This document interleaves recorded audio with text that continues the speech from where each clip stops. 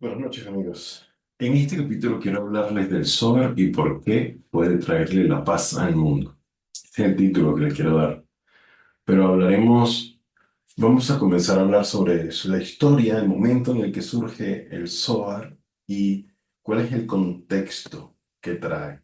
Y además de eso, cuáles son la metanarrativa que está dentro de este texto lleno de significado simbólico, pero también qué podría aportar en el mundo el estudio de este texto sagrado para el mundo, pero por ahora para el judaísmo. Vamos a ello. Bueno, primero que nada vamos a hablar del contexto histórico.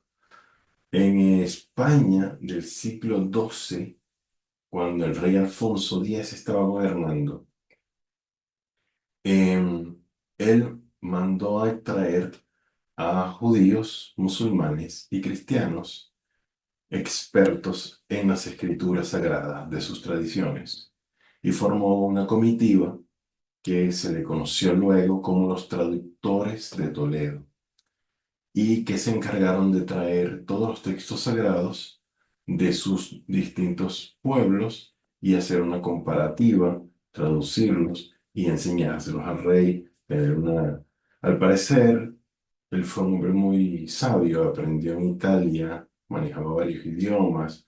Gracias a su erudición se conservan aún distintos escritos en distintas lenguas. Él escribía sobre muchos temas y también fue astrónomo, fue una persona hizo jurisprudencia, hizo muchos textos de juegos, de literatura, sus historias, etcétera, etcétera. Hay muchas leyendas alrededor de Alfonso, el rey Alfonso X de España, y al parecer él quería traer la paz, a pesar de que su padre pues le dio el reino ya con muchos conflictos contra los musulmanes, y él reconquistó territorio con las cruzadas, y el conflicto entre los moros y los cristianos era en su momento un conflicto vivo, un conflicto lleno de poder, lleno de muchas tensiones. Él termina perdiendo el reino por su propia familia, por su propia sangre, como vemos en la historia de todos los reinos de Europa, pero su principal enemigo, que como vimos no fueron los musulmanes, él los quería conocer. Entonces, en el contexto histórico en el que él tiene en su poder el Zohar, o llega el Zohar en ese momento histórico. ¿Y qué es el Zohar? ¿Por qué aparece en ese momento? ¿Por qué en el siglo XII-XIII?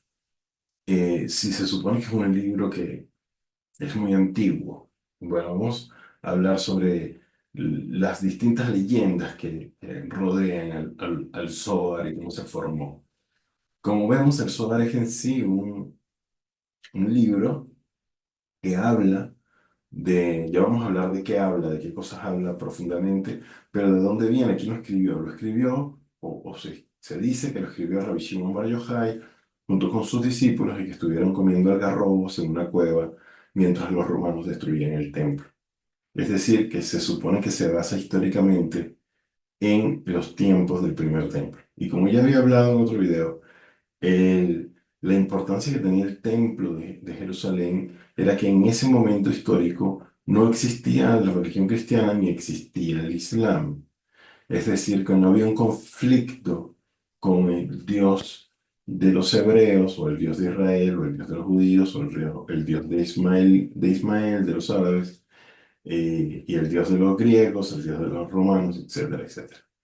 Es decir, que todos adoraban a Dios en el templo, con sus distintas tradiciones y creencias, pero iban y le ofrecían de alguna manera respeto a la visión creadora que tenían los hebreos, siendo los hebreos no únicamente el pueblo de Israel o la tribu específica de Judá, pues, sino todo el contexto del Medio Oriente, los beduinos, árabes, etcétera, etcétera, que hoy sería todo el territorio musulmán. Y por eso la religión musulmana, cuando se expandió 600 años después, toma los textos de la Biblia, o los textos hebreos, la narrativa hebrea, y la convierten, es parte de la narrativa que sustenta el Corán, el Sagrado Corán para los musulmanes. Es decir, que Mohammed, él tuvo una buena relación con los judíos durante mucho tiempo, después de la destrucción del templo, pero luego él se proclamó profeta, le dice a los judíos que lo acepten, ellos rechazan a Mohammed como un profeta, y él comienza una campaña con espada desde Medina, todo el Medio Oriente, todo el Golfo Pérsico, y conquista con espada, es decir, a los herejes, regresándolos a la postura que tenían antes de la destrucción del templo, que creían en el Dios hebreo y no en las deidades grecorromanas o egipcias o mesopotámicas que habían quedado por ahí. Es decir, la Biblia es el sustento que le da sentido a las tres religiones abrahámicas o religiones monoteístas.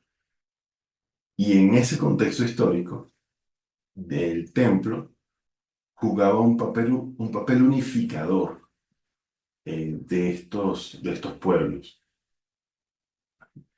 Las leyendas cuentan que el humo que se levantaba en el templo mantenía a los demonios, los seres demoníacos, quietos, entretenidos, y así había paz en el mundo, por lo menos en la época de Salomón. Pero esto es lo que le da contexto histórico a lo que vamos a hablar. Es decir, que cuando se destruye el templo, surgen distintas visiones de Dios y los pueblos comienzan a tener conflictos entre ellos. A tal punto que los musulmanes, con espada, comienzan a conquistar Europa, atraviesan África y llevan a la península ibérica cuando, ok, esto hay que buscar una nueva solución. Pasando todo esto, si se escribió el Zohar en las cuevas mientras huían de los romanos en la destrucción del templo, no era un texto que hubiese sido aceptado por el pueblo judío en las distintas sectas que había mientras estaba el templo, los fariseos, seduceos, esenios, etcétera, etcétera, etcétera. Y el pueblo musulmán, ahí también surge el cristianismo cuando Jesús comienza a dar su mensaje, digamos, de decir, ustedes se quedaron en el ritualismo y perdieron el corazón que tenía el texto, los rituales, la unión, el amor, amarás a tu prójimo como a ti mismo, amarás a Dios. Él comienza a traer esta narrativa que luego se separa del judaísmo, porque le hablaba a los judíos, surgió de los judíos, él mismo siendo judío, y luego se separa esta narrativa con Saúl de Tarso, con Pablo, al mundo grecorromano. Y por eso hay un rechazo. Ya había un rechazo del pueblo hebreo, o por lo menos de los fariseos, saduceos, de las sectas de ese entonces, que estaban en el poder del templo. Y luego, cuando se despega del judaísmo totalmente y se crea un sincretismo con todas las religiones paganas, grecorromanas, con un Mesías, el Mesías hebreo, entonces surge una nueva religión. Y 600 años después, en el Corán, Mohammed habla de Jesús, habla de María y habla de el pueblo judío como el pueblo rechazado. Entonces comienza la teología de la suplantación, en que cada uno quiere ser el pueblo escogido, escogido por Dios. Entonces, esto le da conflicto hasta nuestros días a las religiones abrahámicas. Y el Zohar, al parecer, permanece oculto, solo entre eruditos, solo no había escribas, no había impresión, era un pueblo perseguido, es decir, no había manera de que este texto de una pequeña secta del judaísmo estuviera en manos de todos. Y luego aparece en España en el siglo XIII, precisamente porque Alfonso X está reunificando distintos textos musulmanes o árabes, hebreos, arameos y latinos. Y entonces surge el texto. Hay quienes dicen que, bueno, hay muchas leyendas con respecto al Zohar y se le atribuye a Moshe de León que apareció en sus manos. Luego de su muerte, su viuda recogía los textos de su esposo y los vendió a un pescador, recogía con hojas, vendía, es decir, fue una tarea ardua de recolectar, porque el Zohar son como 20 libros, como tal como se escribió el Talmud. Entonces, el judaísmo tiene tres reformas. La primera reforma ha tenido tres reformas históricas, por lo menos con los textos sobre el renacimiento espiritual del pueblo hebreo, que el pueblo judío, específicamente de la tribu judía sobreviviente. El primero estamos hablando de la destrucción del primer templo y al segundo templo, es decir, se trae de Babilonia una nueva manera de vivir eh, las tradiciones y el pueblo, se viene con el arameo, el texto, todos los textos, el hebreo se transforma en, porque antes el hebreo no se escribía de esta manera, se aparece en el primer exilio de Babilonia, el hebreo como se escribe hoy día, que es una letra aramea. Esa es la primera reforma. La segunda reforma con el Talmud, cuando se crea el Talmud 200 años después de la destrucción del segundo templo, la reunificación de los textos del Talmud, que es las Mishnayot, que se transmitían oralmente, se comienzan a escribir y luego los comentarios hacen la Gemara, y eso es el Talmud, que demora unos 260 años en escribirse y que le da forma y contexto al pueblo hebreo, al pueblo judío.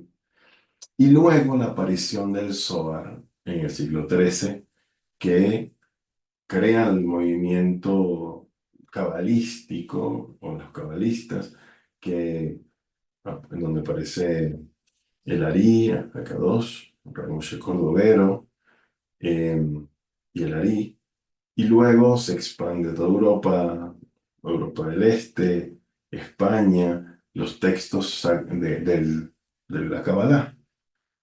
Básicamente el Zohar. Entonces, estas son las tres renaceres espirituales del judaísmo y ocurren en este contexto, es decir, ya el pueblo aceptó que esto es un libro sagrado, ya el pueblo lo contiene y trata de, de- de convivir con las tradiciones del Talmud y este nuevo texto. Hasta ahí vamos en el contexto histórico de las reformas, de la dinámica del movimiento del texto espiritual del pueblo judío. Ahora, el Islam también ha tenido sus reformas. El Islam, el Corán no se modifica, pero la interpretación de ellos y las interpretaciones de las tradiciones cómo vivió Mahoma, cada distintas academias entre ellos y se crea un pueblo teocrático en Irán, los ayatolás y los descendientes de Mohammed, los chiitas, los sunitas, etcétera, etcétera, mientras las reformas cristianas con Lutero y el calvinismo, etcétera, etcétera, hacen las divisiones que tiene el cristianismo hoy. Pero si nosotros vemos lo que trae el texto del Zohar en sí, ya vamos a hablar sobre eso, es una reunificación de estas religiones abrahámicas, porque deja de ser etnocéntrico. Ya no únicamente habla del pueblo judío, del pueblo de Israel, no del pueblo judío como tribu, sino que ha tenido una misión histórica y el pueblo de Leví, que son los sacerdotes aceptados por todos, un sacerdocio perdido porque no hay templo, pero mantenido vivo como tradición entre los judíos, conservando el respeto a la tribu de Leví. Y luego, en el surgimiento del texto del Zohar, si se empezara a vivir y a expandir el texto del Zohar, como se espera que ocurra, se acabaría el conflicto etnocéntrico de ser el pueblo escogido, porque Israel se refiere a la humanidad. Entonces el Zohar empieza a hablar directamente no al pueblo judío, sino a la humanidad y trae unas reformas claras de las que vamos a hablar. Lo primero que trae es la reforma de la visión de Dios, porque una de las misiones del pueblo judío es, misiones no, el mismo credo judío dice, y el credo islámico es que Dios es uno. Shema Israel, Hashem, Eloheinu, Hashem Echad. Escucha Israel, el Señor tu Dios, el Señor es uno. Uno en un sentido no numérico, sino uno en un sentido absoluto. Y el Islam también viene a decir que creemos en Alá por encima de todo, Dios por encima de todo, etcétera, etcétera. Ahora, el cristianismo parte de la misma esencia, se supone que Jesús es judío, que habla de Jesús, de Dios como su padre, pero luego viene el sincretismo con las religiones paganas, con las religiones grecorromanas y con las religiones egipcias y mesopotámicas, y este sincretismo hace que surja de nuevo la idea de la Virgen, de que nace un 25 de diciembre junto con Semiramis y todas las deidades grecorromanas, comienzan a hacer un sincretismo histórico. Y ahí surge la Trinidad y ya se aleja de la idea de las religiones abrahámicas de que Dios es uno. Entonces, el Zohar nos trae una visión de Dios en donde viene a transformar los distintos versos de la Biblia, viene a reconfigurar su interpretación.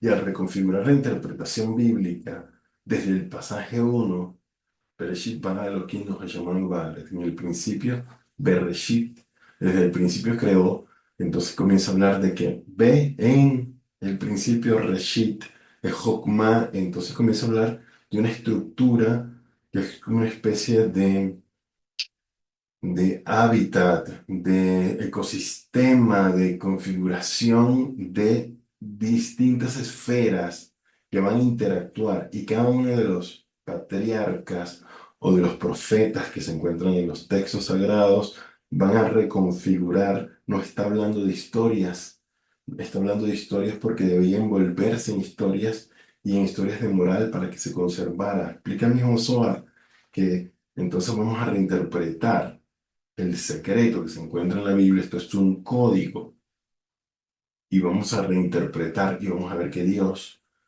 es por encima de todo y Dios es todo.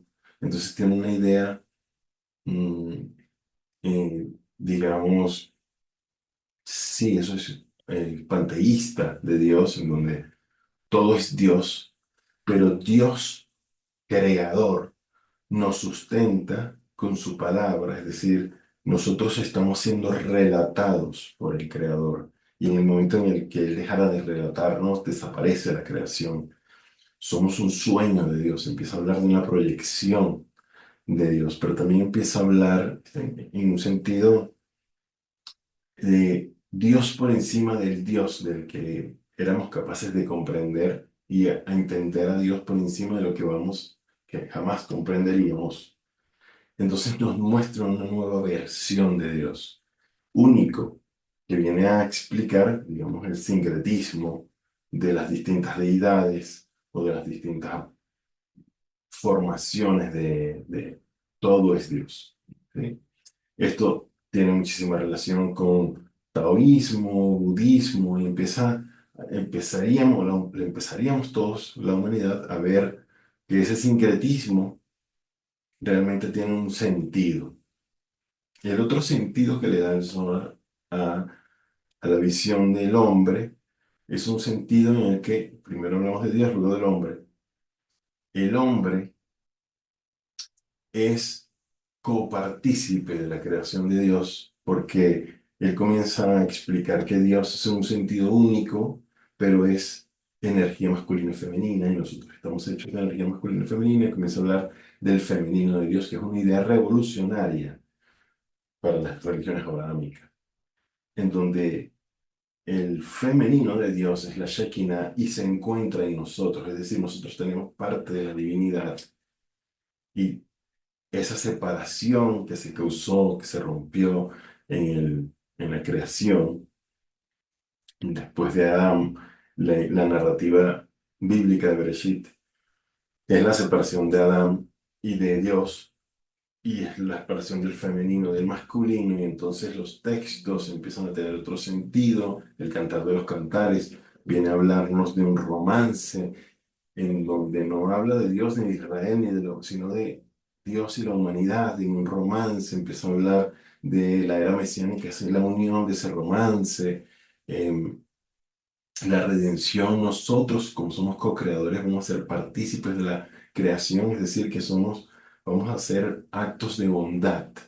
Y al hacer actos de bondad, fíjese que está en la moral que trae el Zohar, al hacer actos de bondad unos con los otros, amarás a tu prójimo, empieza a hablar de amor, en un sentido del que otros textos bíblicos no nos habían hablado nunca de amor, sino de guerra, de separaciones, de conflictos. Este nos va a hablar de amor en un sentido eh, esotérico, romántico, erótico, porque nos habla del erotismo. Entonces, la seducción y el erotismo con Dios es la unión. En los actos de amor y de bondad entre los unos y los otros, generamos una especie de, de afrodisíaco para la unión de lo divino con lo humano. Y esto nos trae un tercer sentido del texto, y es que nosotros como humanos, al acercarnos a la divinidad, estamos acercando nuestra propia redención y la redención humana. Esto traería paz al mundo si se comprendiera de manera, una nueva visión de lo que serían las religiones abrahámicas. Esto tal vez tome su tiempo, pero el verlo me hace recordar un escrito de un rabí jasídico que decía, bueno, ¿no? Mira, que él amaba haber nacido luego de la revelación del Zohar, porque es la revelación del Zohar la que les traerá la verdadera Geulat, redención a la humanidad. Y no estamos hablando de un texto para un pueblo, sino de un texto para el mundo.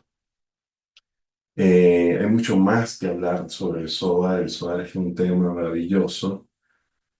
Comprenderlo no es sencillo, no ha sido sencillo. Si no, se hubiese aceptado tal vez en el siglo XIII, pero su comprensión requiere de un esfuerzo y parte de ese acto erótico es el estudiarlo. Por eso yo propongo en este canal estudiar el texto del Zohar, los estoy conduciendo poco a poco a comprender los distintos conceptos, las bases del texto, para que se vuelva un hábito como es un hábito en mi vida, el darle lectura a este libro. Y los invito al canal, espero sus comentarios y nada, eso era todo por esta noche. Chao.